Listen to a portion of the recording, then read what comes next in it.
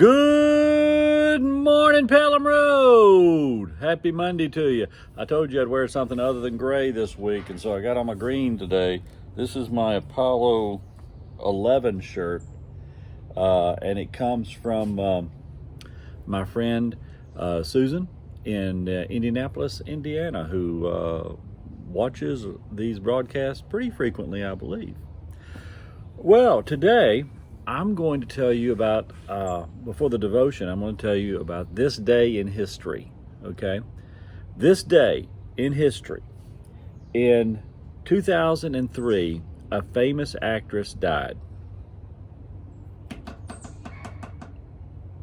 Is it not coming to you? Not coming to you? She died at the age of 96. Does that help you?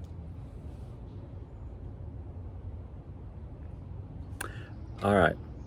She was in on Golden Pond. You got it now? You're right. Katharine Hepburn died in 2003 on this date. In the comments below, why don't you list your favorite Katharine Hepburn song, or not song, I'm sorry, movie.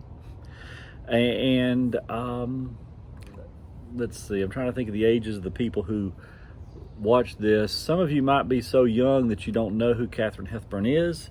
I'd advise you to go to Netflix tonight or to Amazon and see if you can find one of her movies, Adam's Rib. She did a couple with Humphrey Bogart. So look it up, Katharine Hepburn.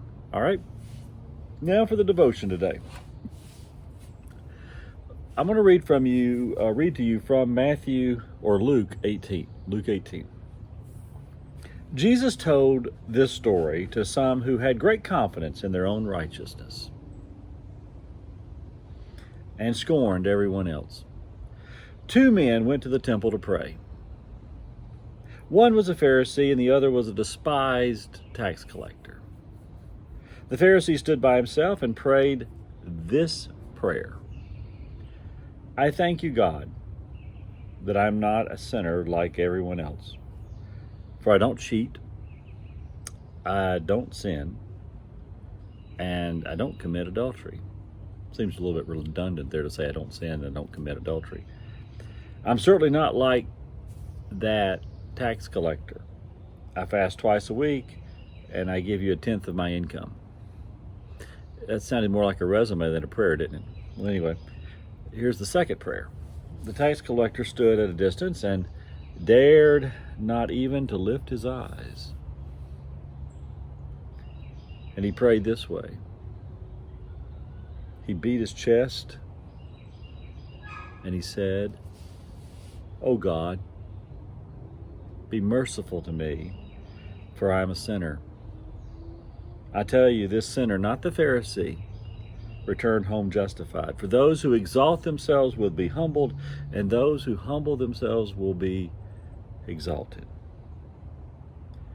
What we choose to pray is revealing. Our prayers reveal the kind of God we believe in and the kind of person we are. It's been over 30 years, but when I was studying Hebrew, I was asked to attend synagogue to listen and hear the language spoken and read. So for several Sabbaths during the school year, I joined the good folks at Temple Bethel on the south side of Birmingham. Now, prior to the service, as I remember it, maybe it was prior to the service, maybe it was the first part of the service, that I'm not really clear about. Someone asked us questions. Of course, they're asking them in Hebrew, but it took me a few weeks to figure it out, but this is what they were asking. They would ask questions like, what are we? What is our life? What is our life? What is our goodness? And what is our help? Like I said, it took me a few weeks to figure out what the questions actually were. And they were odd to my ears. Typically, the question would be, who am I?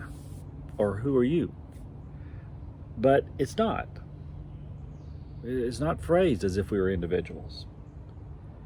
And the question itself comes across as odd because it starts with what? What am I? A man? Is that what you're after? A human? I wasn't really sure what they were fishing for.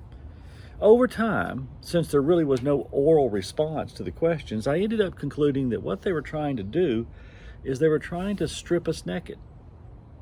Not physically, of course, but to remove all the pretenses, all the posing that we come to worship with. We could not pray, they didn't think, until we were actually nude before God. Metaphorically speaking, nothing needed to be between us and God, and so we had to ask ourselves these tough questions. Now, this act of introspection made my prayers short, much like the prayer of the tax collector. Short and to the point. No one wants to drag out these times of prayer when one stands naked before God. Most often, asking these questions converted my prayers to a real short version of the tax collector's prayer. An admission with a plea. What does this prayer say about this man? I think it says, he knows exactly who he is, and he hopes God is as merciful as his reputation. I'd say that was time well spent. I hope this has been too.